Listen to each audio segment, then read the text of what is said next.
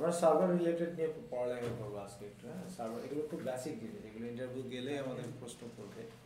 সেটা হলো যে হোয়াট ইজ সার্ভার, যদি এরকম প্রশ্ন করে সার্ভার কি, হ্যাঁ, তাহলে server is a computer design to process request and deliver data to another computer over the internet or local network. সার্ভারটা এমনভাবে ডিজাইন করা থাকে যেটা হলো কোনো একটা কম্পিউটার বা কোনো লোকাল নেটওয়ার্কের কাছে ডাটা সে প্রসেস করবে বা সেন্ড করবে বা ডাটা পাঠাবে, এটাই আসলে সার্ভার বলা হয়। The word server understood by most mean web server where web page can be access over the internet through a client like web browser. তার মানে আমরা যখন একটা সার্ভারের কথা বলি সেটা হতে পারে একটা ওয়েব সার্ভার। ওয়েব সার্ভার হলো আমাদের কোনো একটা ক্লায়েন্ট অথবা থ্রু ইন্টারনেটের মাধ্যমে কোনো একটা ওয়েব সার্ভিস সার্ভার থেকে গ্রহণ করবে। ঠিক আছে, যেমন facebook.com, আমি কি করতেছি facebook.com-এ ঢুকতেছি, facebook.com-এ ঢুকলে আমরা ফেসবুকের ওয়েব সার্ভিসটা নিচ্ছি www.facebook.com লিখতেছি না, তার মানে এটা একটা ওয়েব সার্ভিস। ওয়েব সার্ভিস থেকে আমরা একটা অ্যাক্সেস করতেছি, সেটা হলো থ্রু ইন্টারনেট থেকে হতে পারে অথবা ক্লায়েন্ট হয়ে যেতে পারে। আমি আমার লোকাল নেটওয়ার্কের ভিতরে যদি আমি কোনো সার্ভার ইউজ করি লাইক ডিএনএস অথবা মেইল সার্ভার অথবা প্রক্সি সার্ভার, হ্যাঁ, এরকম বিভিন্ন ধরনের সার্ভার আছে যেগুলো আসলে সার্ভার কী করে, মেইল সার্ভিস প্রদান করে। ঠিক আছে, তো যদি এরকম বলে তাহলে সার্ভার সম্বন্ধে এইটুকু একটু লিখে নিতে হবে। হ্যাঁ,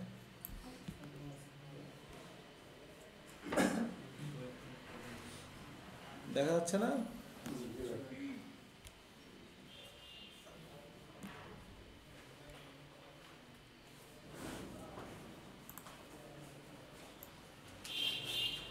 এখান থেকে একটু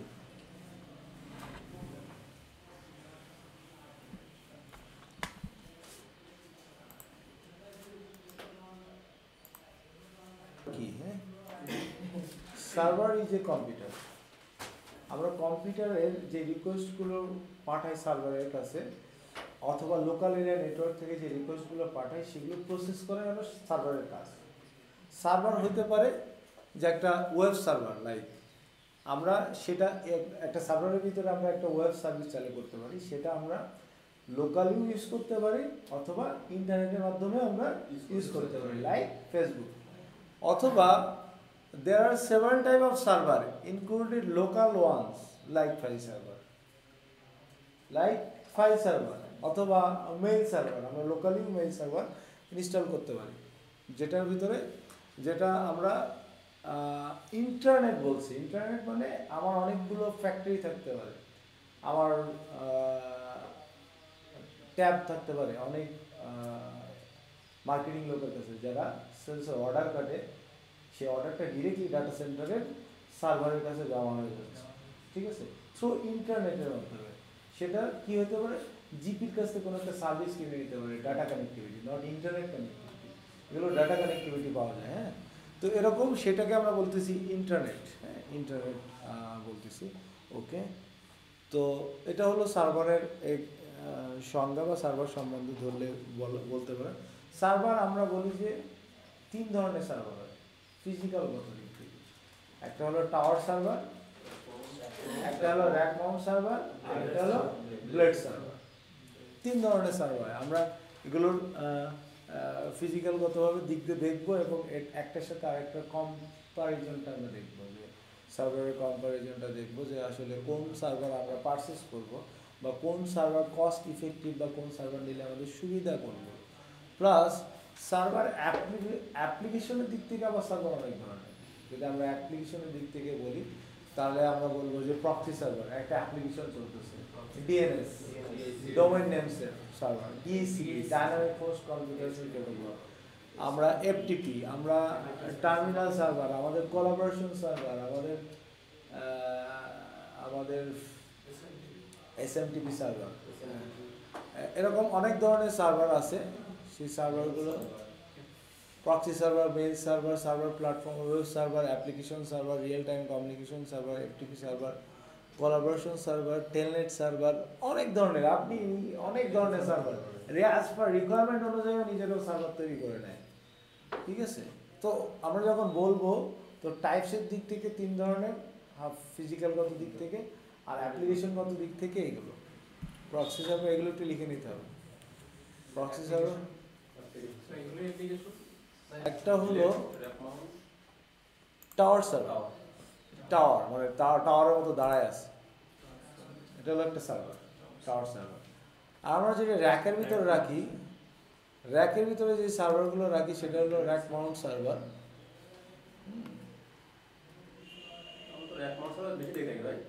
হ্যাঁ, এটা যে র্যাকের ভিতরে রাখা। আরেকটা হলো ব্লেড সার্ভার, BLAD, এগুলো হলো র্যাকের ভিতরে রাখা। আরেকটা হলো ব্লেড, BLAD,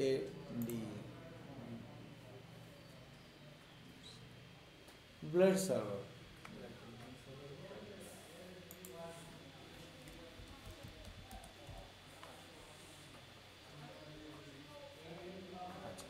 তো প্রথমে আসি টাওয়ার সার্ভারে। হ্যাঁ, আর এটা গেল। আর অ্যাপ্লিকেশনের দিক থেকে সার্ভারগুলো এগুলো আমাদেরকে বলে দিতে হবে।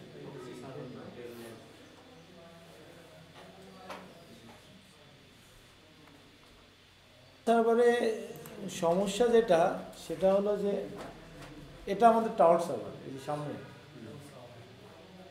এটা কি টাওয়ার সার্ভার, এই যে সামনে রাখা যেটা। হ্যাঁ, এটা ডেল 2900 একটা টাওয়ার সার্ভার। এই সার্ভারগুলোতে অসুবিধা হলো আপনি যখন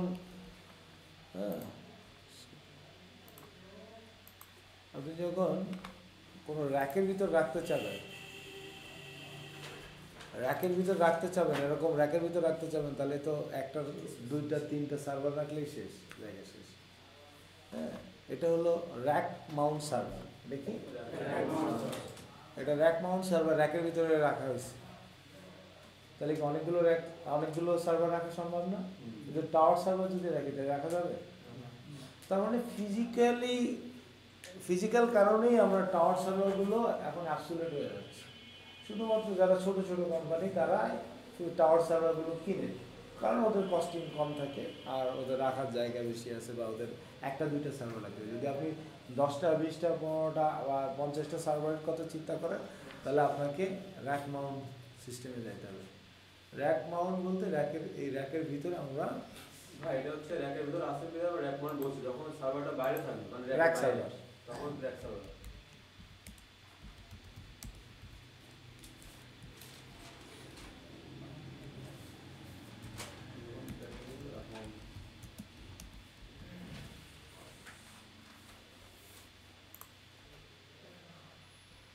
এরকম হলো র্যাক পাওয়া যায়। হ্যাঁ, এই র্যাকের ভিতরে সার্ভারগুলো ঢোকা রাখতে হয়। এটা হলো এসপি র্যাক। হ্যাঁ, না, আমরা যদি ইন্টারকানেক্টেড করি তাহলে ইন্টারকানেক্টেড থাকবে। নর্মালি একটা সার্ভার ইন্ডিভিজুয়াল হিসেবে থাকবে। আমার এই সার্ভারটা, আমি একটা দুইজনে যে আমাদের সার্ভারটা নিয়ে সেলজার,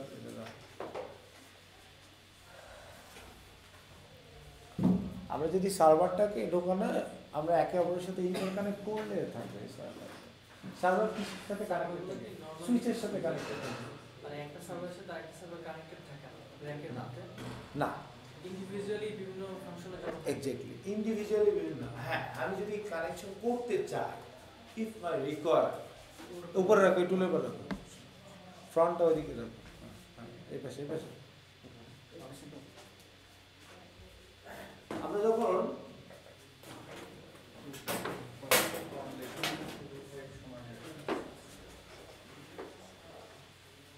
একটা কোশ্চেন হলো যে একটা সার্ভারের সাথে আরেকটা সার্ভার ইন্টারকানেক্ট থাকে কিনা, তাই না? আমরা যখন সার্ভার ক্লাস্টার করব,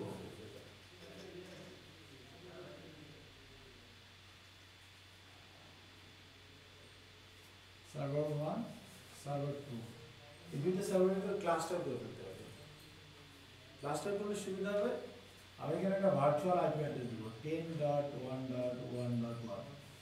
10.1.1 দিলাম, কিন্তু এর অরিজিনাল আইপি হবে 10.1.1.2, এর 10.1.1.3। কিন্তু আমি সবসময় ভার্চুয়াল আইপিতে হিট করবো, কারণ আমি যে কোনো সার্ভারে যেতে পারি, ক্লাস্টার করা যেহেতু। তার মানে আমার রিকোয়েস্টের উপর ডিপেন্ড করে যেই সার্ভার ফ্রি থাকবে সেই সার্ভারের কাছে নিয়ে যাবে।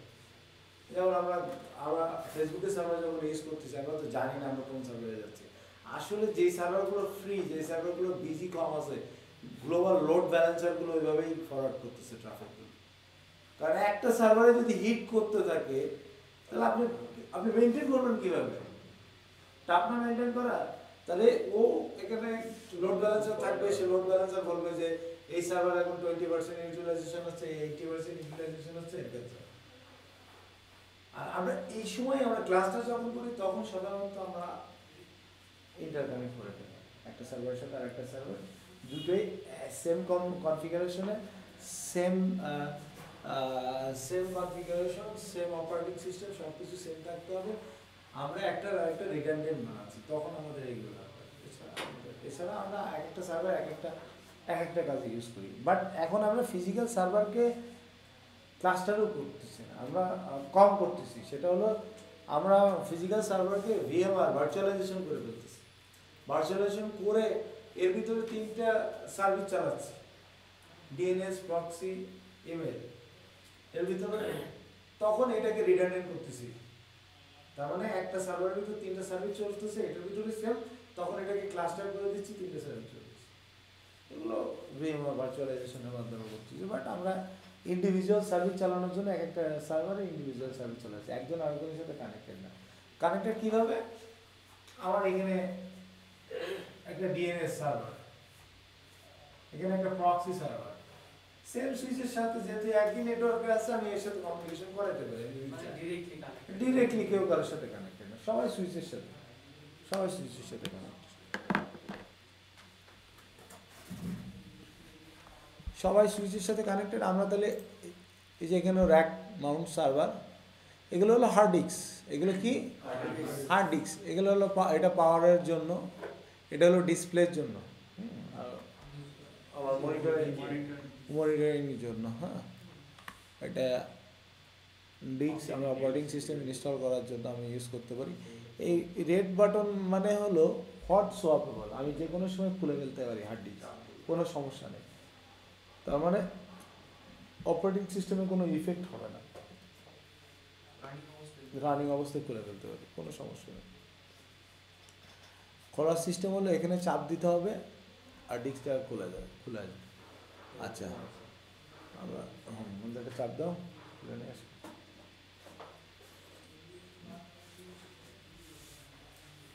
হ্যাঁ, এটা থাকে এই যেরকম, এটা চাপ দিলে লকটা হয়ে গেলো, আমি এইভাবে টানলে বেরোয়, ঠিক আছে? তো এটা হলো র্যাক মাউন্ট সার্ভার। এবার আমরা একটু ব্লেডের দিকে যাই।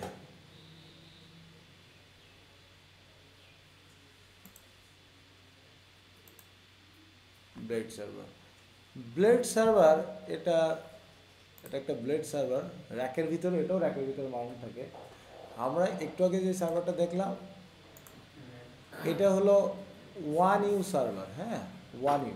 আমাদের এটা হলো চিকুন বেশি, আমাদের এটা হলো 2U, মানে র্যাকের 2 ইউনিট জায়গা নেবে। হ্যাঁ, র্যাকের ইউনিট হিসাবে ক্যালকুলেশন করা, এরকম 1টা 2টা 3টা, এই 3টে মিলে 1U বলা হয়। কতটুকু? 1U। হ্যাঁ, ইউনিট, 1 ইউনিট জায়গা নেবে। হ্যাঁ, 3টে মিলে। তার মানে আমি যখন এটা লাগাবো তাহলে 6টা ইউনিট জায়গা নেবে, 2U বলা হয়। 2U, হ্যাঁ, 2U জায়গা নেবে। আমরা যদি এরকম একটা জায়গায় যাই, এই যে এরকম একটা রাউটার দেখাচ্ছি যে C220M5 সিসকোর একটা সার্ভার, এই যে সার্ভারটা এরকম দেখাচ্ছে, এর ফর্ম ফ্যাক্টর বলতেছে 1RU, মানে র্যাকে 1 ইউনিট জায়গা নেবে, ওই 3টা। আমি বুঝতে পারছি, কারণ আমার এই ডাটা শিট থেকে বুঝতে হবে আমার র্যাকে জায়গা নেই। আমি 4U একটা সার্ভার অর্ডার করে ফেললাম, সার্ভার চলে আসলো, কোম্পানি বললো সার্ভারটা লাগান। স্যার এখন তো র্যাক কিনা লাগবে, কেন? নাহলে ডিভাইস খোলা লাগবে, কারণ আমার তো জায়গা নেই। আমি তো জানি না যে এই সার্ভারটা কত জায়গা নেবে, তো এগুলো আগে থেকে ডিটারমাইন করতে হবে। ক্লিয়ার?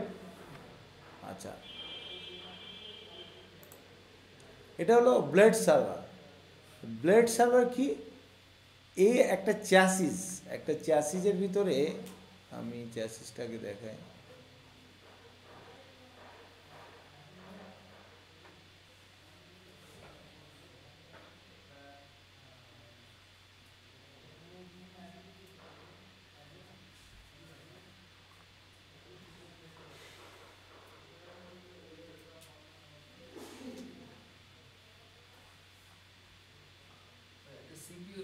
আপনার হচ্ছে ইউজারকে আপনার সার্ভিস প্রোভাইড করবে, তখন সেই server as a service use করবে না। একটা সিপিইউ যখন একটা ইউজারকে মানে সার্ভিস প্রদান করবে, ছোট পরিসেবা একটা হ্যাঁ, যদি কি সার্ভিস প্রদান করবে সেটাকে হচ্ছে আপনার চিন্তা করেন। যেগুলো ফাইল শেয়ারিং বা হ্যাঁ, যদি ফাইল শেয়ারিং করে তাহলে আমাদের এফটিপি ফাইল ট্রান্সফার প্রোটোকল চালু করে আমাদেরকে ওটা সার্ভার হিসেবে বানাইতে হবে। Is good.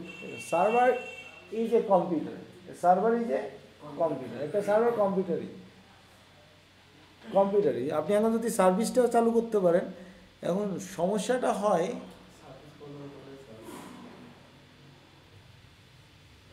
Central কম্পিউটারটাই server. Central কম্পিউটারটাই server না, অ্যাকচুয়ালি সেন্ট্রাল কম্পিউটার বলে আমরা নেটওয়ার্কিং জগতে কিছু নাই, কারণ আমার তো 10টা সার্ভার আছে, তাহলে সেন্ট্রালকে আমি কাউকে তো সেন্ট্রাল বানাইতে পারবো না, কারণ আমার মেল সার্ভার একটা, প্রক্সি সার্ভার একটা, ডিএনএস সার্ভার একটা, ডিএসসিবি সার্ভার একটা, অ্যাপ্লিকেশন সার্ভার একটা, ডাটাবেস সার্ভার একটা, সবই তো আলাদা আলাদা। তাহলে এর ভিতরে সেন্ট্রাল কাকে বানাবো? সম্ভব? যেই কম্পিউটারে সার্ভিস প্রদান করবে সেটাই তো সার্ভার। যে কম্পিউটার সার্ভিস প্রদান করবে সেটাই হলো সার্ভার, এবং সার্ভিসগুলো ওই ধরনের সার্ভিস যদি প্রদান করে, ওই ধরনের সার্ভিসগুলো যদি প্রদান করে তাহলেই সে সার্ভার হবে।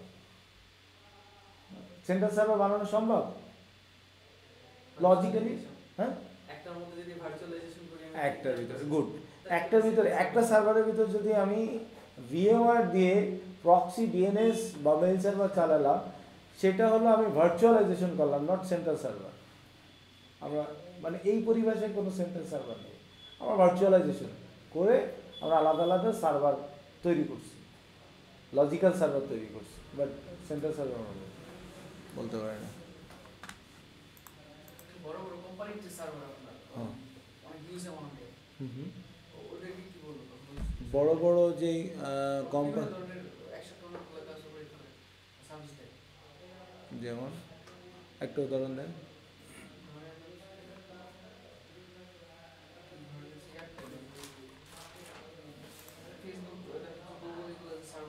হ্যাঁ, ফেসবুক, গুগল এরা অনেক সার্ভার ইউজ করে, তাই না? সব আলাদা আলাদা ইন্ডিভিজুয়াল সার্ভিস পরিচালনার জন্য, আলাদা আলাদা সার্ভিস প্রদানের জন্যই তারা করে। তারা করতেছে, যাদের কাছ থেকে করতেছে, যারা সার্ভিসটা দিচ্ছে, সার্ভিসটা প্রোভাইড করতেছে, ওদের কি সার্ভারটাকে আমি সেন্ট্রাল করতে পারবো না? যারা সার্ভিস প্রদান করতেছে, গুগলই তো সার্ভিস প্রদান করতেছে, গুগলই তো সার্ভারগুলো, গুগলে যখন ডাটা সেন্টার দেখতেছি, গুগলের অনেক সার্ভার, তো গুগলের সার্ভার এক একটা ধরনের সার্ভিস আছে। গুগল সার্চ ইঞ্জিন চলতেছে, গুগল হ্যাং আউট চলতেছে, জিমেইল চলতেছে, বিভিন্ন ধরনের সার্ভিস চলতেছে। আসলে তো ওখানে তো কোনো একটা নির্দিষ্ট সার্ভার নেই, this is the central server, এর আন্ডারে সব সার্ভার। উনি যেটা বলছেন যে, বাবা যেটা বলতেছে সেটা হলো যে, হ্যাঁ, আমরা যদি ভিএমআর করে ভার্চুয়ালাইজেশন করে আলাদা আলাদা সার্ভার, একটা সার্ভারের ভিতরে আলাদা সার্ভার দিই, তাও সেটাকে সেন্ট্রাল সার্ভার আমরা বলি না, কারণ আমরা ভার্চুয়ালাইজেশন করছি, আমরা ভার্চুয়ালাইজেশন সার্ভার বলি, ঠিক আছে? বাট সেন্ট্রাল সার্ভার আমরা সেরকম কিছু এখনো পাইনি। আচ্ছা, আমরা যেটা বলতে চাচ্ছিলাম যে ব্লেড সার্ভার একটা চ্যাসিস, জাস্ট একটা চ্যাসিস থাকবে, চ্যাসিসের ভিতরে সার্ভারগুলো ঢোকানো থাকবে। ধরেন এই যে একটা র্যাক সার্ভার, এই র্যাক সার্ভারটাকেই আমরা কাস্টমাইজ করে ছোট করে ফেলেছি, অর্ধেক করে ফেলেছি, অর্ধেক করে ফেলায় এই সার্ভারটাকে এভাবে ঢুকে দেওয়া হয়। ঠিক এরকম বড়ই, কিন্তু সার্ভারের মতো এরকম বড়, ব্লেড সার্ভারটা কিন্তু এত বড়ই, কিন্তু জাস্ট মাইক্রো করে ফেলায় সে এই জায়গায় 8টা সার্ভার দিছে। চ্যাসিসের ভিতরে কয়টা সার্ভার দিছে দেখ, এই দেখেন, এটা হলো ছোট করে ফেলাইছে। হ্যাঁ, এইবার এই সার্ভারগুলো সব একসাথেই দেয়া। আরেকটু আসি,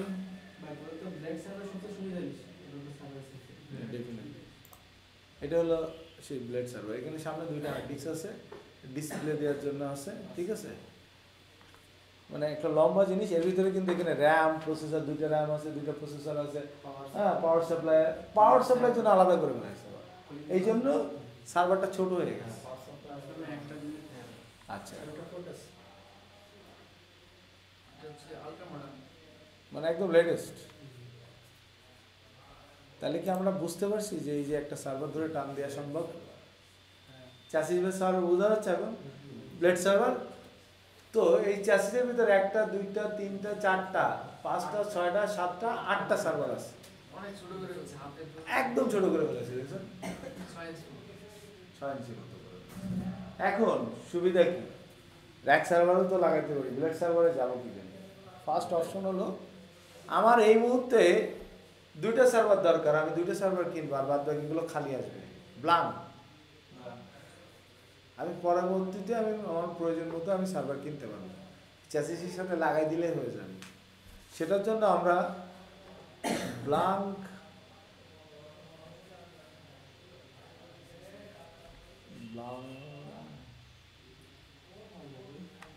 এই যে, তার মানে কি এখন 4টা সার্ভার ইউজ করতেছে, 4টা খালি আছে। ফার্স্ট সুবিধা যেটা, আমাদের যদি এরকম 8টা সার্ভার চলে, 8টা সার্ভারের জন্য আমাদের এই যে পাওয়ার সাপ্লাইগুলো আছে, এখানে 2টা করে পাওয়ার সাপ্লাই থাকে সার্ভারে। হ্যাঁ, পাওয়ার সাপ্লাই, এই পাওয়ার সাপ্লাই 2টা করে থাকলে কি 16টা পাওয়ার দিতে হবে না? 16টা পাওয়ার কেবল বের হবে। সো আমার প্রচুর ইলেকট্রিসিটির প্রয়োজন। আমি যদি 1 বছরের ক্যালকুলেশন করি, তাহলে 16টা সার্ভার যদি এরকম 32টা সার্ভার থাকে, তো 32টা সার্ভারের জন্য আমার এরকম কানেক্টিভিটি করতে হবে, পাওয়ার সাপ্লাই দিতে হবে। এটার পাওয়ার কনজাকশন ওটার তুলনায় 50% কমায় নেয়। 8টা সার্ভার চলতে যতটুকু পাওয়ার দরকার, আর ওর 8টা সার্ভার পাওয়ারের তুলনায় 50% লেস করে। তার মানে আপনার বিদ্যুৎ খরচ শেষ। আপনার তো 5 বছরে যদি আপনি সার্ভার চালান, 5 বছরের বিদ্যুৎ খরচ যা দিবেন ওই 8টা সার্ভারে, এটা সার্ভারে কিনা যাবে। ঠিক আছে, এটা একটা অপশন। দ্বিতীয় অপশন হলো আপনি এই 8টা সার্ভারের জন্য আমাদের সিস্টেমটা হলো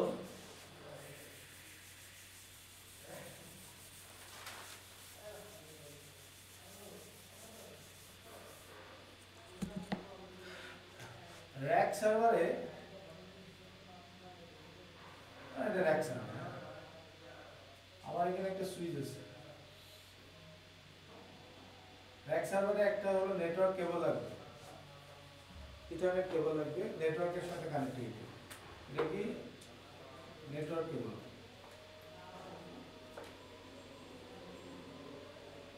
সো আমার যেহেতু 2টা সুইচ আছে, 2টা সুইচের সাথে আমি কানেক্ট করবো, কারণ রিডান্ডেন্ট। একটা সুইচ যদি ডিসকানেক্ট হয়ে যায় তাহলে আরেকটা লাগবে না। তার মানে কি প্রত্যেকটা সার্ভারে মিনিমাম 2টা নেটওয়ার্ক ইন্টারফেস কার্ড থাকে। ক্লিয়ার? পাওয়ারের জন্য আমার এখানে একটা আর একটা পাওয়ারের জন্য লাগবে, 4টা কেবল বের হলো। এই সার্ভারটাকে নেটওয়ার্কে মনিটরিং করার জন্য আলাদা একটা ম্যানেজমেন্ট কেবল থাকবে, সেটাও আমি এই সুইচের সাথে লাগাইতে হবে। এটা আলাদা একটা ভিল্যান 10 করে দিলাম, 10 এর ভিতরে থাকবে। একটা, দুইটা, 3টে কেবল বের হলো। এই সার্ভারটা যদি স্টোরেজের সাথে কানেক্টিভিটি থাকে তাহলে আরেকটা কেবল লাগবে।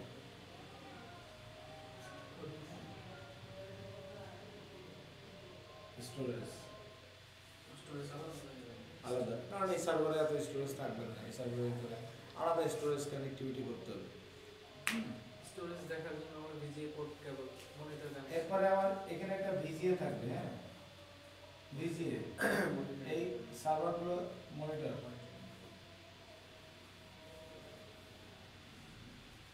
সো প্রত্যেকটা সার্ভার কি আমাকে এরকম ভাবে কেবল কানেক্টেড করতে হবে, সেটা র্যাক সার্ভার হোক আর টাওয়ার সার্ভার হোক। এখন আমরা মনিটরিং এর সিস্টেমটাতে আমাদের এখন নতুন বা আগেই ছিল কেভিএম সুইচ।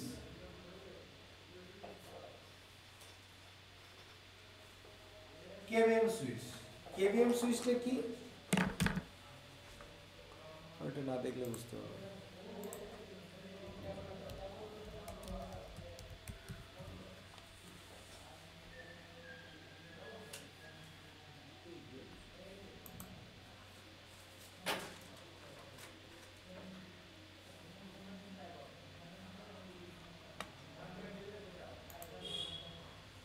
কেভিএম সুইচ হলো আমার একটা মনিটরের সাথে এরকম একটা ডিভাইস থাকবে যেটার সাথে আমার সবগুলো সার্ভারের ভিজিএ গুলো কানেক্টেড থাকবে, ডিসপ্লে থাকবে একটা, আমি এখান থেকে জাস্ট অল্টার দিয়ে দিয়ে আমি এক একটা সার্ভারে ঢুকবো, F5 F6 F7 F10 এরকম করে করে আমি সার্ভারে ঢুকবো। মানে একটা মনিটরে ডিফারেন্ট সার্ভারকে রাইট, লাইক এরকম ভিজিএ বোনাস, বুঝা গেছে এখন? এরকম ভিজিএ মানে এখানে 2 4 6 8 10 12 14 16টা লাগাবো, আর একটা দিয়ে আমার হলো মনিটরের সাথে লাগানো থাকবে। তার মানে কি আমি F10 চাপলে 10 নম্বর সার্ভারে চলে যাবে, বুঝা গেছে? এটা হলো কেভিএম সুইচ বলা হয়। ইন্টারভিউতে বলতে হয় আপনি কেভিএম সুইচ সম্বন্ধে কি জানেন বলেন। KVM switch is the terminal for monitoring, monitor terminal, সার্ভারের মনিটরিং টার্মিনাল, ঠিক আছে? তো আমার এইগুলোর জন্য এতগুলো জিনিস দরকার। আর আমি যদি ব্লেড সার্ভারের কথা বলি,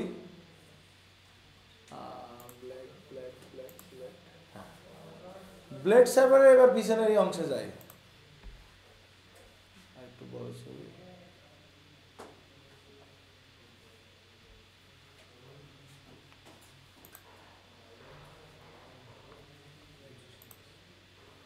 এটা হলো ব্লেড সার্ভারের পিছনের অংশ, 1 2 3 4 8টা সার্ভারের জন্য 4টা পাওয়ার সাপ্লাই, আমি 2টাও লাগাতে পারি, 3টাও লাগাতে পারি, 4টাও লাগাতে পারি, আবার একটাও লাগাতে পারি, মিনিমাম 2টা লাগাতে হবে, ঠিক আছে?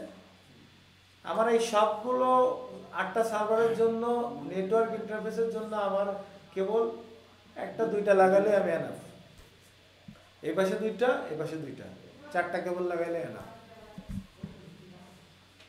আমার টোটাল 8টা সার্ভারই আমি বসে আমার রিমোটলি আমি কনফিগার করতে হবে, একটা ডিসপ্লে রাখলে হয়ে যাবে। এটা হলো সুবিধা ব্লেড সার্ভারের।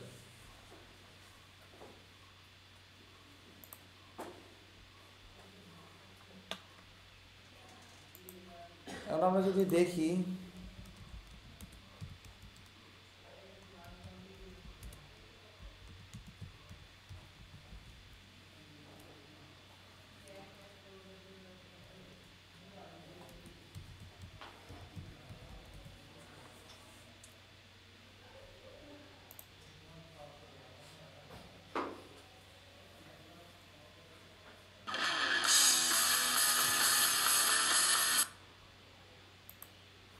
The challenges to your data center are rising in their costs and complexity.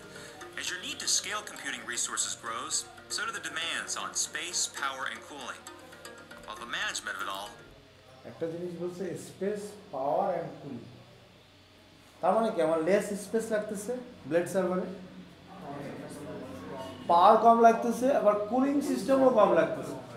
তার মানে কি সবগুলো টাকার সাথে জড়িত না, তো কস্টের সাথে জড়িত না। আমি যদি একবার ইনভেস্টমেন্ট করি একটা ব্লেড সার্ভারে, তাহলে আমার 5 বছর বা 10 বছর পরে এটা রিটার্ন আসতেছে, এটার কথা বলতেছি। just continues to grow more complex. Though there are solutions that target different aspects of these challenges, I think we all know that these solutions are partial at best, incomplete, because they fail to address the data center as a whole. To do that requires thinking of your data center in a new way, as one cohesive integrated system that architecturally unifies your network, compute, and virtualization resources. Welcome to the new world of Cisco Unified Computing System. Let's take a closer look.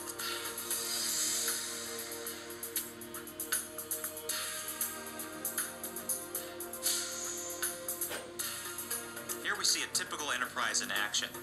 Now, these busy workers are not thinking about their networks or their data centers. They simply expect the applications that link them to their customers and fellow employees to be there, whenever and wherever they need them. So how do we do that today? Clustered servers, redundant infrastructure, and complex management schemes.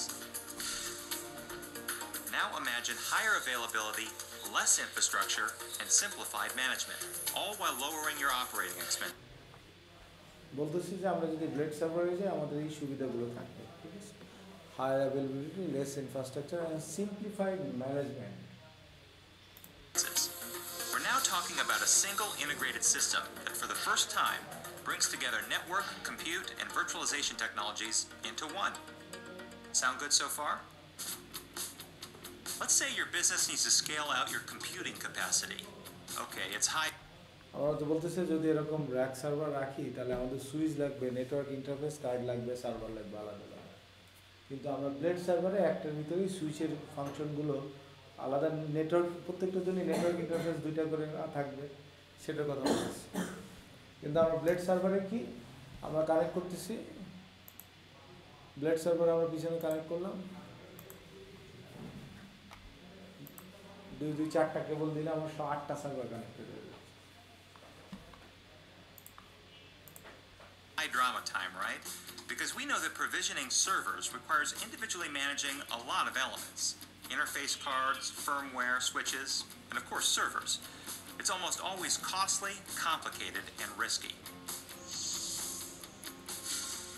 Cisco Unified Computing System radically simplifies that process by the use of service profiles. A service profile allows you to manage your system holistically by combining the hardware, networking, and virtual components into one pre-configured template. To meet your new business demands is now as simple as deploying service profiles to Blades. By associating এটা আসলে একটু এই কথাটা যেটা বলছে সেটা একটু critical, সেটা আসলে একটু না, আর এটা নিয়ে না পড়াশোনা করলে জানা যায় না। সেটা হলো আমরা একটা সার্ভিস প্রোফাইল তৈরি করতে পারি, ঠিক আছে? সার্ভিস প্রোফাইল তৈরি করে র্যাম কতটুকু লাগবে, হার্ড ডিস্ক কতটুকু লাগবে, নেটওয়ার্ক ইন্টারফেস কার্ডের ম্যাক অ্যাড্রেস কী হবে, আইপি অ্যাড্রেস কী হবে, এভরিথিং কোন ভিলানে আছে সব কিছু আমরা ঠিক করে দিয়ে ওই প্রোফাইলটা জাস্ট কোনো সার্ভারের উপরে যদি অ্যাপ্লাই করে দিই, ওই সার্ভার ওই সার্ভিস নিয়ে চলবে।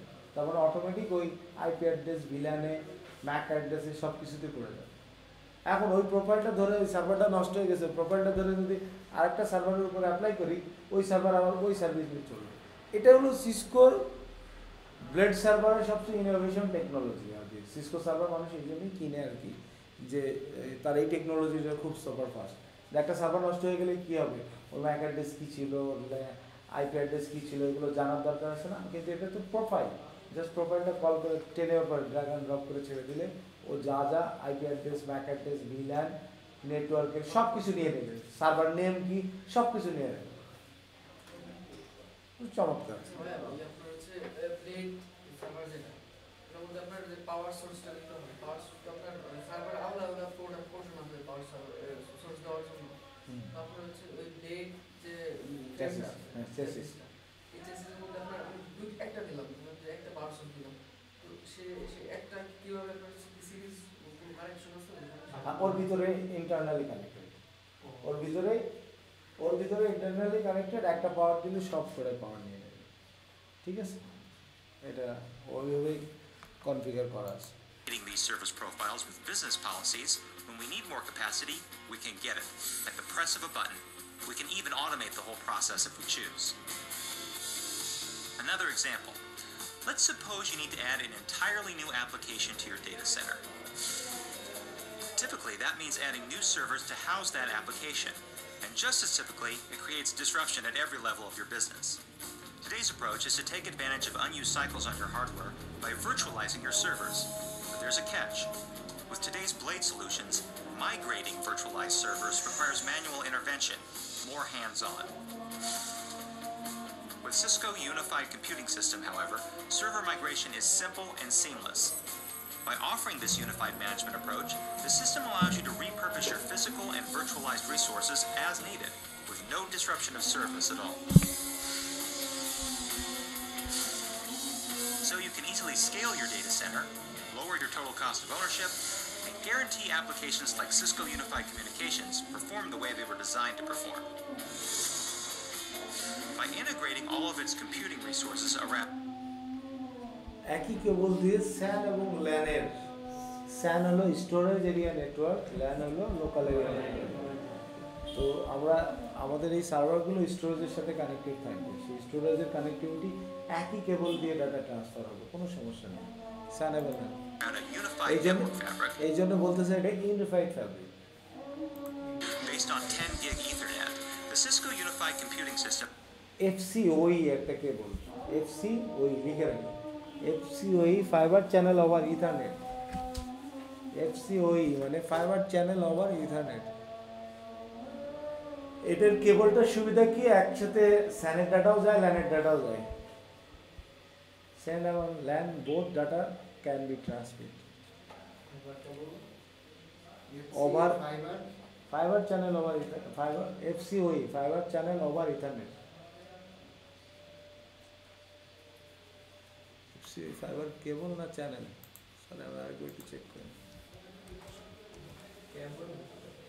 FCOE ফাইবার কেবলই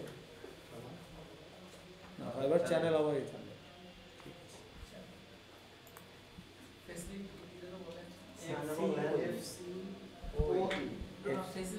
ফ্যাসিলিটিটা হলো স্যান এবং ল্যান।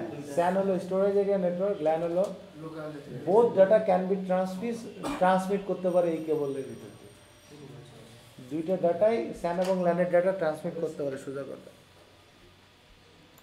এই যে একটা ব্লেড সার্ভার খুলছে এবং ঢোকাচ্ছে। for your virtualized and non-virtualized environments. This wire once approach results in drastically decreased setup times. মানে আপনার যে এগুলো সেট আপ করতে খুব কম সময় পড়বে, খুব কম সময়। Application deployments can shrink from weeks or days to just minutes. To sum it all up, Cisco Unified Computing System responds to your data center challenges by uniting your network, compute, and virtual. আচ্ছা, তাহলে আমরা blade সার্ভারটা clear. কোনো question? User card user card আমি blade server configure করছিলাম আলারাফা ব্যাংকে। প্রথমে ওরা IBM এর ব্লেড সার্ভার ছিল, পরে ওরা সিসকোর ব্লেড সার্ভার দিয়েছিল। হ্যাঁ, তো সুবিধা এবং অসুবিধা আছে। ব্লেড কম্পিটিটর আছে IBM, ডেল, HP। এখন যদি আমার 16টা সার্ভার লাগে তাহলে কারা দিতে হবে? সিসকো 16টা সার্ভার একসাথে একই চ্যাসিসের ভিতর করে না, দেখা যাচ্ছে IBM করে, ডেল করে, ঠিক আছে। আরও ওদের সাথে এদের ফিচারগত কিছু পার্থক্য আছে। তো এই কারণে কম্পিটিটর হিসাবে যখন কোনো টেন্ডার হয়, যখন সাবমিট করতে গেলে তখন যার বেস্ট থাকবে, প্রাইস কম থাকবে, সেটাই আসলে চলবে। আমি যদি 8টা চাই একটা সিরিজের ভিতরে, আরেকজন 8টা যদি আমার 10 লাখ টাকায় দেয়, আর একজন যদি 16টা আমার 10 লাখ টাকায় দেয়, তো আমি 16টাটাই তো নেব, ঠিক আছে। এগুলো অনেক মার্কেট তো কম্পিটিটর আছে, সো এগুলো অনেক কিছুর উপর নির্ভর করে, ঠিক আছে। আচ্ছা, আমরা তো কস্ট কি যেরকম বলে ওরকম সার্ভারগুলোর কস্ট, এক একটা সার্ভারের কস্ট পড়ে হলো 3.5-4 লাখ টাকা করে এক একটা। তার মানে 4 লাখ টাকা করে যদি পড়ে, 4টা 32 লাখ, চ্যাসিসটা ধরেন আরও 5 লাখ টাকা, সাথে 37 লাখ। আর এর সাথে দুইটা ইউনিফাইড সুইচ লাগে। হ্যাঁ, সুইচ দুটোর দাম পড়ে 5 লাখ টাকা, 37-42 লাখ, 45 লাখ টাকা মতো পড়ে, 50 লাখ টাকা মতো পড়ে, 50 লাখ। 50 লাখ টাকা। সো আমি আলারাফা ব্যাংকে আমার করা ছিল। যদি বলে সার্ভার এবং সার্ভার কম্পিউটারের ভিতরে পার্থক্য, সার্ভার আমরা জানি যে সার্ভারের সংখ্যাটা জানি, আর কম্পিউটার সার্ভিস গ্রহণ করে, সার্ভার এবং কম্পিউটারের ভিতরে ফিজিক্যালগত পার্থক্য আর কিছু নেই। সার্ভারে আমরা একাধিক hard disk, RAM, processor, power supply লাগাতে পারি, কিন্তু কম্পিউটারে আমরা পারি না, কারণ কম্পিউটারে আমাদের একাধিক প্রসেসর লাগানোর অপশন নাই। হ্যাঁ, সেম অ্যাজ আমরা কম্পিউটারে আমরা 8 GB, 16 GB পর্যন্ত, 32 GB পর্যন্ত যাইতে পারি, কিন্তু আমরা সার্ভারে 1 TB, 2 TB, 3 TB, 9 TB পর্যন্ত বা এক্সটেন্ড করতে পারি। সার্ভারে আমরা হার্ড ডিস্ক এরকম 10টা, 15টা, 16টা, 20টা, 30টা পর্যন্ত লাগাইতে পারি সার্ভারে, স্পেক অনুযায়ী। সার্ভারে সব সার্ভারে আবার লাগাইতে পারি, যেটা ফিচারগতভাবে আছে সেটাতে কেবল লাগাইতে পারি। এছাড়া সার্ভারের রেড কার্ড থাকে না। Very good. কম্পিউটারে রেড কার্ড থাকে না, সার্ভারে থাকে। রেড কার্ড কি কাজ করে? আমার হার্ড ডিস্কগুলোকে মিররিং করে ফেলে, যেটা একটা নষ্ট হলে আরেকটা দিয়ে মানে চলে। আমি 5টা হার্ড ডিস্ক লাগালাম, 5টা হার্ড ডিস্ক লাগানোর সাথে সাথে একটা হার্ড ডিস্ক নষ্ট হয়ে গেল, সার্ভিস বন্ধ হয়ে গেল, সেটা তো হবে না। ক্লিয়ার? আচ্ছা, আমরা যদি একটা কম্পারিজনে যাই, আমরা একটা সার্ভার দেখতেছি, এখানে একটা server C125, C220, C240, C480 সব সিসকো সার্ভারে একটা কম্পারিজন দেখতেছি। প্রসেসর বলতেছে এটাতে দুইটা লাগানো যায়, এটাতে দুইটা অথবা চারটা লাগানো হয়, তার মানে চারটা প্রসেসর আলা সার্ভারও আছে মার্কেটে। হ্যাঁ, দুইটা প্রসেসর লাগানো যায়। আমরা এই যে এটাতে যেমন AMD প্রসেসর, এটা ইন্টেল জিওন প্রসেসর আমরা লাগাইতে পারি। আমরা সাধারণত সার্ভারে যে প্রসেসর লাগাই আর কম্পিউটারের প্রসেসরের ভিতরে পার্থক্য আছে। আমরা Core i7, Core i5 এগুলো হলো এই কম্পিউটারের প্রসেসর, Core 2 এগুলো হলো কম্পিউটারের প্রসেসর। হ্যাঁ,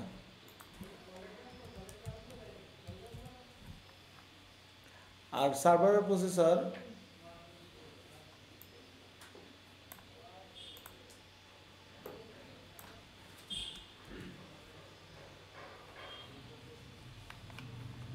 কখনো কি গেছে ইন্টেলের সাইডে? যাওয়া হয়নি।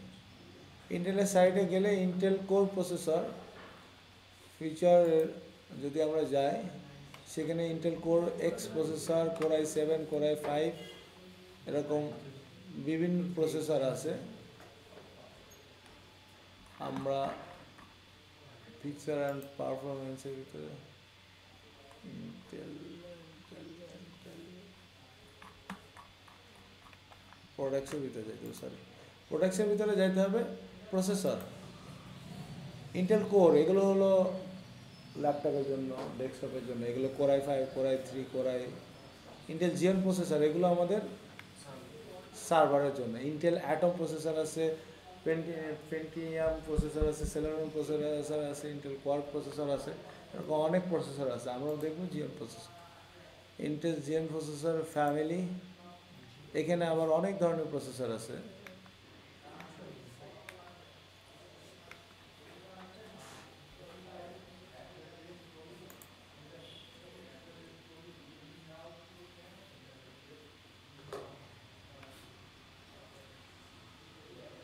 এই যে অনেক ধরনের প্রসেসর আছে। এই যে আমরা এই যে আমাদের যে প্রসেসরগুলো দেখতেছি, Intel GN processor E2226G processor, আমাদের ক্যাশ কত 12 MB, 3.4 GHz এর একটা প্রসেসর। তার মানে এটা কত করে 6 কোরের 6 thread 4.70 GHz max turbo frequency. আমরা এত কিছু নিয়ে আলোচনা আমরা জানিও না এত কিছু। আমাদের এটা দরকার যেটা, সেটা হলো যে আমরা কত করে প্রসেসর নিব, এটা কত গিগাহার্টসের একটা প্রসেসর নিব, ক্যাশটা কতটুকু, এটুকু আমাদের অন্তত জানার প্রয়োজন আছে। ঠিক আছে, তো আমরা এখান থেকে দেখতে পারবো যে ইন্টেলের প্রসেসরগুলো, জিওন প্রসেসরগুলো আমরা এখান থেকে ইন্টেলের সাইডে যেয়ে দেখতে পারবো যে আমার কি কি প্রসেসর আছে। আমার যদি বলে যে 16 করে একটা প্রসেসর নাও, 16 কোরের প্রসেসর, তাহলে এই প্রসেসরের ভিতরে 16 কোরের প্রসেসর নেই। এখানে আছে ইন্টেল W227 প্রসেসর 14 কোরের আছে, 18 কোরের আছে, হ্যাঁ 10 কোরের আছে, 4 কোরের আছে, 8 কোরের আছে, 6 কোরের আছে, 12 কোরের, 24 কোরের আছে, 24 কোরের 33M ক্যাশ। তার মানে সার্ভারের দামগুলো ডিপেন্ড করবে যে not only processor, RAM, hard disk সব কিছুর উপরে ডিপেন্ড করবে। তো আসলে সার্ভারগুলোর দাম নির্ধারণ করা হবে। যদি কেউ বলে যে এটার দাম 4 লাখ, আসলে ভুল। আপনি কী প্রসেসর নেবেন আমি জানি, আমি 4 লাখ বলে দিলাম, আমি 4 লাখ দিয়ে দিলাম, এখন বললেন যে আপনি 33 কোরের একটা প্রসেসর দিয়ে আমাদের দেবেন, তাহলে আমার ওই প্রসেসরের দাম তো আমার 4 লাখ টাকা শেষ। আচ্ছা, তো এটা হলো প্রসেসর।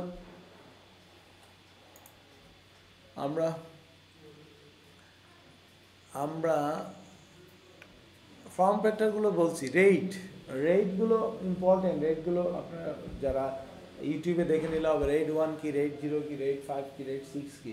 অনেকগুলো হার্ড ডিস্ক মিররিং করা থাকে, কারণ একটা ফল্ট হলে যেন আর একটা দিয়ে আমার সিস্টেমটা চালু থাকে, আমার সার্ভিসটা যেন চালু থাকে। এটা আসলে মিররিং করার জন্য করা হয়। হ্যাঁ, এটা আমাদের যে লিনাক্স যে কোর্স আছে, এই কোর্সে এগুলো ক্লিয়ারলি বলা থাকবে, ওখানে এগুলো রেট কনফিগার করা হবে। লিনাক্সে রেট কনফিগারেশন করা হবে। আমরা যেটা বলতেছি যে ইন্টারনাল পোর্ট, কম্পিউটারের ল্যান ইন্টারফেস কার্ডে যেরকম পোর্ট আছে না, ল্যাপটপে যেরকম নিক কার্ড, সেরকম সার্ভারও লং পোর্ট বলা হয়, ল্যান আর মাদারবোর্ড।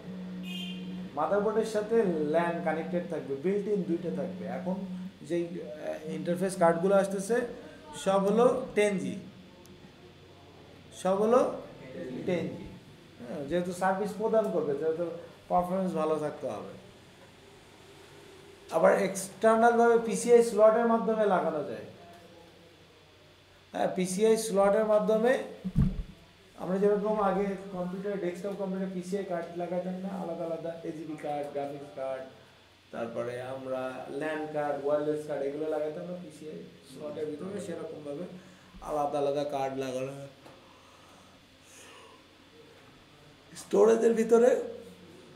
স্টোরেজের ভিতরে এটাই এসএফএফ স্মল ফর্ম ফ্যাক্টর আর একটা লার্জ ফর্ম ফ্যাক্টর। এটা স্মল ফর্ম ফ্যাক্টর হলে 26টা হার্ড ডিস্ক লাগানো যাবে এটাতে, আর লার্জ ফর্ম ফ্যাক্টর হলে 12টা লাগানো যাবে। কি ধরনের হার্ড ডিস্ক? স্যাস, সাতা। আর যদি ছোটোটা লাগাই স্যাস, সাতা, এনভিএমই, এসএসডি, হার্ড ড্রাইভ। তার মানে যদি বলে কেউ টাইপস অফ হার্ড ড্রাইভ, আপনি কয়েক প্রকার হার্ড ড্রাইভের নাম বলেন, স্যাস, সাতা, এসএসডি, ঠিক আছে, এগুলো হলো টাইপস অফ এইচডিডি, ঠিক আছে। আপনাকে হার্ড ডিস্কের টাইপস আর কি। এখন কথা হলো যে এসএফএফ মানে small form factor. Small form factor হয় 2.5 ইঞ্চি। কত? 2.5। আমাদের হার্ড ডিস্কের সাইজটা ছোট, 2.5 ইঞ্চি। আর লার্জ ফর্ম ফ্যাক্টর যে হার্ড ডিস্কগুলো হয় সেটা হয় 3.5 ইঞ্চি। আমরা এখানে যে হার্ড ডিস্কটা দেখাচ্ছি এটা হলো 2.5 ইঞ্চি, মানে সাইজটা যদি হয় 2.5 ইঞ্চি, আর এটা আছে 3. তাহলে আমরা এটা বুঝছি যে এলএফএফ আর এসএফএফ আর বিল্ট ইন পোর্ট থাকে, সেটা হলো যে ল্যান আর মাদারবোর্ডের সাথে ফিক্সড দুটো পোর্ট থাকে। এছাড়াও আমি আলাদা কার্ড লাগাতে পারি, আমি যদি ফাইবারের কানেক্টিভিটি নিতে চাই তো ফাইবারের কার্ডও আছে আলাদা, যেই কার্ডগুলো দরকার। স্টোরেজের কানেক্টিভিটির জন্য আলাদা, স্টোরেজ কানেক্টিভিটির জন্য নেটওয়ার্ক ইন্টারফেস কার্ডই আছে, আমি সেটাও নিতে পারি। হ্যাঁ, পাওয়ার সাপ্লাই আমার কতটুকু লাগবে সেটা আমাকে আগে থেকেই ক্লিয়ারলি মেনশন করে দিতে হবে। কারণ আমি এখানে 50টা সার্ভার বসাবো, 50টা সার্ভার যখন ইলেকট্রিসিটি ক্যালকুলেশন করাবো তখন আমার সার্ভারের যদি আমি পাওয়ারটা না বলে দিতে পারি আমার জন্য কত ওয়াট, আমার 5টা সার্ভারের কত ওয়াট লাগবে সেটা আমাকে এখনই বলে দিতে হবে। 5000 ওয়াট লাগবে এক একটা সার্ভারে ডাটা শিটে গেলেই বলে দেবে এই সার্ভারটায় C220M5 এ ম্যাক্সিমাম 1050 ওয়াট পর্যন্ত লাগে, ম্যাক্সিমাম ইউটিলাইজেশন হলে। মিনিমাম তুমি 770 ওয়াট দিয়েও চালাতে পারবে, হ্যাঁ 1050 ওয়াট দিয়ে তুমি চালাতে পারবা, ঠিক আছে। আপ টু দুইটা লাগবে পাওয়ার সাপ্লাই। হ্যাঁ, আর ডিসি ডাইরেক্ট কারেন্ট আমার যদি ডাটা সেন্টারের ভিতরে যদি ব্যাটারি চালিত দিয়ে আমি যদি ডাইরেক্ট কারেন্ট দিয়ে যদি করি তাহলে আমার 1600 ওয়াট লাগবে। ডিসিতে 1600 ওয়াট মানে তো অনেক লাগবে। এখানে পাওয়ার সাপ্লাই আছে সিমিলার। আমরা কি জানি কম্পিউটার কত পাওয়ার সাপ্লাই নেয়, ওয়াট কত কম্পিউটারে? 500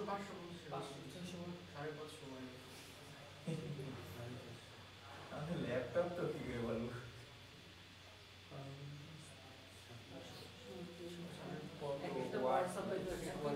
এক একটা পাওয়ার সাপ্লাই এক একটা কম্পিউটারের উপরে ডিপেন্ড করে, বাট আমরা দেখতে পারি মিনিমাম 250 230, ঠিক আছে, এত ওয়াট লাগে। এখন যদি যার গ্রাফিক্স কার্ড বেশি, যে গেম খেলে তার আবার পাওয়ার সাপ্লাই বেশি ওয়াটের লাগবে, ঠিক আছে। তো আমাদের এটা কিন্তু বেসিক কোশ্চেন। হ্যাঁ, বেসিক কোশ্চেন যদি ইন্টারভিউতে কম্পিউটারের পাওয়ার সাপ্লাই কত ওয়াট, 230 থেকে শুরু করে স্যার ডিপেন্ডস অন যে আমার কী ধরনের কার্ড আমি ইউজ করতেছি, গ্রাফিক্স কার্ড বা কী ধরনের কার্ড ইউজ করছি সেটার উপর ডিপেন্ড করবে, ঠিক আছে। আচ্ছা, এই ছিল সার্ভারের উপরে। এখন আমরা একটু সার্ভার ফিজিক্যালি খুলে দেখব, ঠিক আছে, র্যামগুলো খুলে, হার্ড ডিস্কগুলো খুলে, এবং একটা সার্ভার কনফিগার করতে গেলে সার্ভারে অনেক কোশ্চেন থাকবে, ডাটা সেন্টার রিলেটেড প্রশ্ন থাকতে পারে, সার্ভারের সাথে কানেক্টিভিটি করবো কীভাবে, ক্লাস্টার কীভাবে হয়, সার্ভারে কোন অপারেটিং সিস্টেম দেবো কি, সার্ভারে আমরা পাওয়ার সাপ্লাই কী ইউজ করব, কত ওয়াটের পাওয়ার সাপ্লাই থাকতে পারে, আমাদের র্যামগুলো কী থাকতে পারে, আমাদের প্রসেসরগুলো কী থাকতে পারে। আমাদের র্যামগুলো অনেকগুলো র্যাম থাকতে পারে, সেটা হলো র্যামের একটা পার্থক্য দেখায়। মেমোরি দেখেন 128 জিবি 256 জিবির এখানে কোয়ান্টিটি যদি লেখা হয় 40টা, দেখি নাই কিনা 256 জিবি 40টা ইরোর দেখা যাচ্ছে, ঠিক আছে, ম্যাক্সিমাম বলে দিচ্ছি 24টা। ক্লিয়ার? আমার এখানে যেরকম স্লট আছে কয়টা, 8টা র্যাম লাগাতে হবে, ওখানে আছে ম্যাক্সিমাম 24টা। আমি প্রসেসরের ওখানে যদি 2টা প্রসেসরের জায়গায় যদি 4টা প্রসেসর দিই নেবে না, ও যদি সাপোর্ট করে তাহলেই নেবে। এই জন্য আমাকে আগে ডাটা শিট করতে হবে, আমার কয়টা লাগবে, কয়টা সাপোর্ট করে সেটার উপর ডিপেন্ড করবে, ঠিক আছে, ম্যাক্সিমাম কয়টা নিতে পারবে, ঠিক আছে। আমি কত জিবি, 64 জিবি 32 জিবি 16 জিবি এরকম র্যাম আছে, ও র্যামগুলো সিলেক্ট করে নিতে হবে, ঠিক আছে। তারপরে ফাইনালি দিলে আমাকে ফিনিশ দিলে, ডান দিলে আমাকে হয়ে যাবে আমার বিল অফ ম্যাটেরিয়ালটা তৈরি করা, ঠিক আছে। আচ্ছা, সো ডাটা শিট সম্বন্ধে জানতে হবে, হ্যাঁ।